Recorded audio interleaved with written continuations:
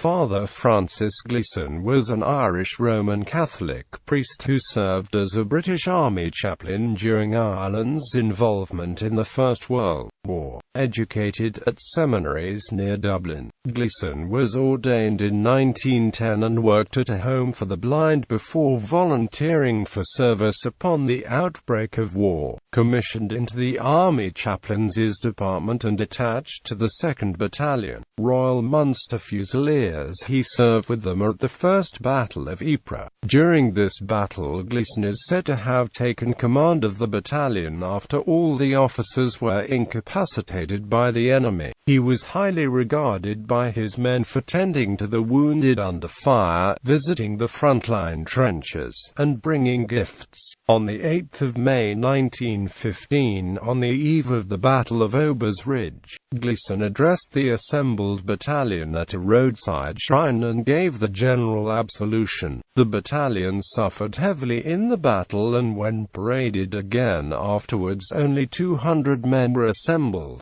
Gleeson's absolution was the subject of a painting by Fortunino Matania that was made at the request of the widow of the battalion's commanding officer. At the end of his year's service in 1915, Gleeson returned to Dublin and became a curate, but rejoined the army as a chaplain in 1917 and remained for a further 2 years. After the war, he returned once more to Ireland, becoming a priest at churches near to Dublin and being elected canon of the Metropolitan Chapter of the Archdiocese of Dublin before his death on the 26th of June 1959.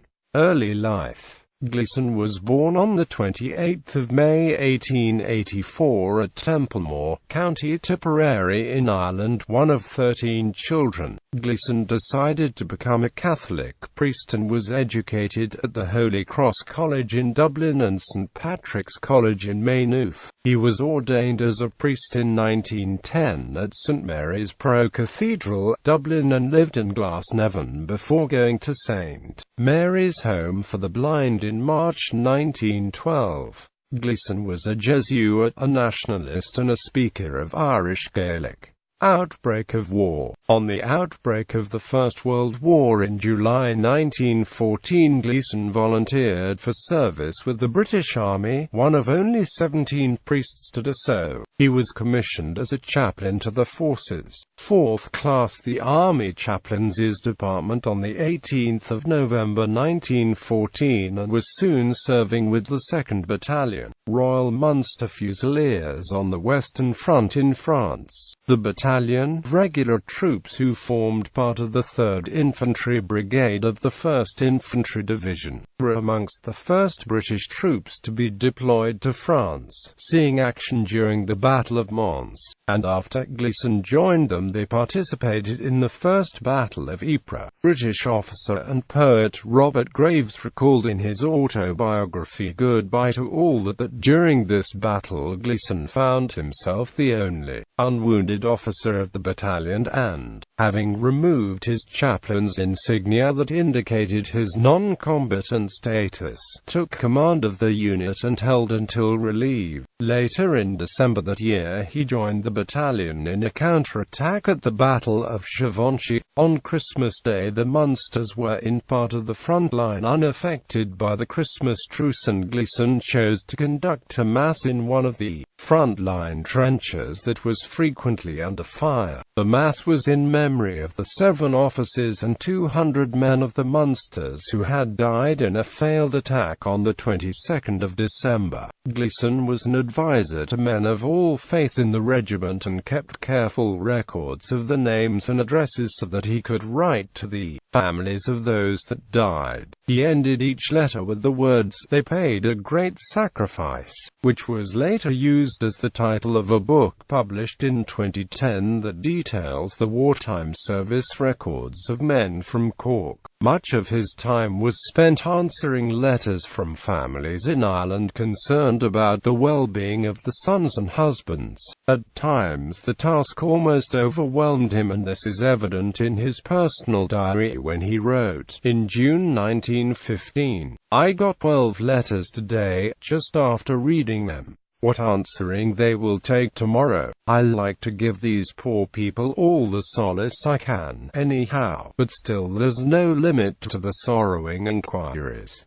The tragedy of these letters. Gleeson made frequent visits to the front lines and often conducted burial services with wooden grave marker crosses that he made himself, or entering no man's land to comfort dying soldiers. His men said that they were always sure of a cup of tea from him when he visited the trenches late at night, and he was certain to check that they were not short of ammunition. Gleeson sent requests to Ireland for him books for the men in the field, and also bought mouth organs for their entertainment. One of Gleeson's men said, "He's a warrior and no mistake. There's no man at the front more brave or cooler. Why, it is in the hottest place up in the firing line he'd be to give comfort to the boys that are dying." His work as a chaplain was renowned. One war correspondent stated that, "If you meet a man of the 2nd Munsters, just mention the name of Father Gleeson and see how his face lights up."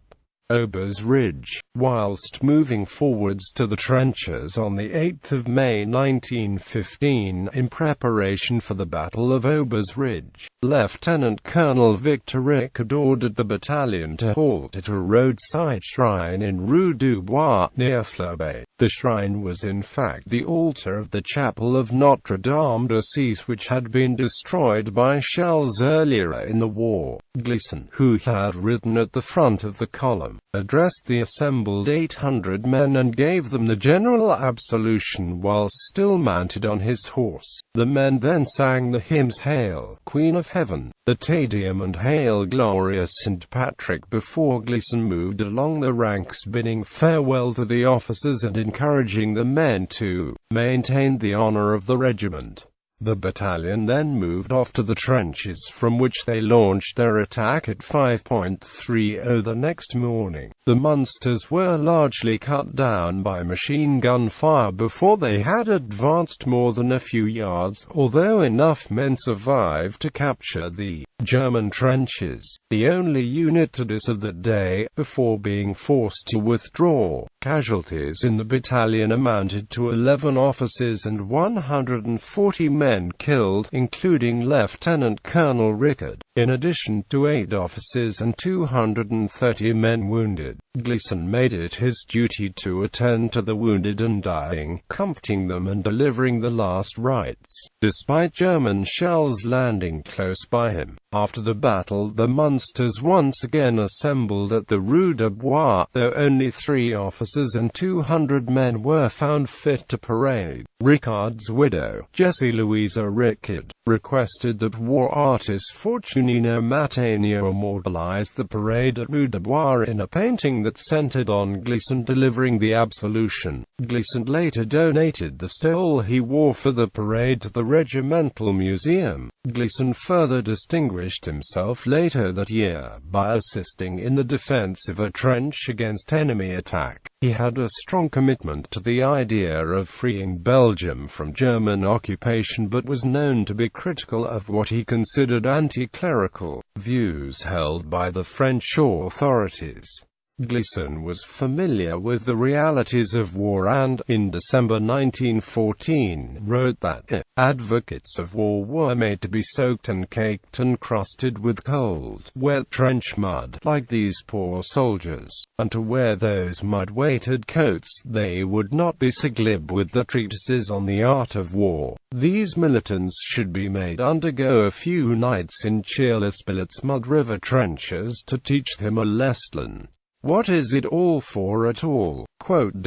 Having originally agreed to serve for a year, Gleeson wrote to Father Bernard Rawlinson, the senior Roman Catholic chaplain, in October 1915, requesting that he be relieved of duty, stating that, "I'm sorry to be leaving the dear old Munster lads, but I really can't stand it any longer. I do not like the life, though I love the poor men ever so much." He became a curate at the Church of Our Lady of Lourdes in Dublin, but requested permission from his Archbishop, William Walsh, to return to army service for another year. He was recommissioned in his previous rank on 15 May 1917 and would serve another 2 years, when the Royal Munster Fusiliers were transferred to the 48th Brigade, 16th Division on 29 January 1918. Gleeson remained with the 1st Infantry Division. Post-war, after the armistice with Germany, Gleeson returned once more to Ireland, being discharged from the British Army in May 1919. Gleeson encountered hostility with Irish Republicans after the war due to his association with the British Army. On 4 June 1922, he attended the dedication of Ypres British Cemetery, which holds the remains of 110 men of the Royal Munster Fusiliers who were killed in the defensive Ypres against superior German forces whilst acting as a rearguard for the Great Retreat of August 1914. Gleeson served as a chaplain to the armed forces of the Irish Free State from February 1923 and was with them during the Irish Civil War. Dramatist, Gleeson successfully wrote and produced 2 dramas. The first was a drama of the First Holy Week, entitled Bethany to Calvary, which was staged at the Theatre Royal, Dublin in February 1931 and received high praise from many authorities on sacred drama. It was subsequently staged in the Abbey Theatre, Dublin in April 1935. In March 1938 it was presented again during the Sundays of Lent and the Passion Week with a cast of 70 at Our Lady's Hall in Inchicore, Dublin. His second drama, Rose of Battle, was laid in the French lines during the 1917–18 war, in which one of 2 soldier friends is reconciled to his faith and church after his friend is killed, but he, though badly wounded, becomes miraculously cured through the prayers of his friend's sister, a hospital nurse. The drama was widely acclaimed in 1935 when staged at the Abbey Theatre, Dublin, the Opera House, Cork, and the Theatre Royal, Waterford. Later life and legacy. He worked later as a priest at Bray Ochraman was at St Catherine's in Meath Street, Dublin from August 1944. He was elected a canon of the Metropolitan Chapter of the Archdiocese of Dublin on 7 May 1956 and died on 26 June 1959. Gleeson was buried at the Glasnevin Cemetery in Dublin. The Old Comrades Association of the Royal Munster Fusiliers honoured him in their annual report, stating that he was a canon when he died, a saint when next we all meet. A stone tablet at the island of Ireland Peace Park near Ypres, Belgium is inscribed with a quote from Gleeson describing his efforts to comfort the wounded. The stele Gleeson wore during his famous absolution before Ober's Ridge was rediscovered in August 2014 in the collection of the National Army Museum, having been acquired by them in 1959. A memorial was unveiled in May 2015 at the recently rediscovered site of Gleeson's absolution at Rue de Bois. Gleeson's war diaries are held by the Archdiocese of Dublin and the National Museum of Ireland at Collins Barracks, Dublin. The diaries, notes and records from the diocesan collection were digitized in an 18-month-long joint project with the University College Dublin that was completed in April 2015.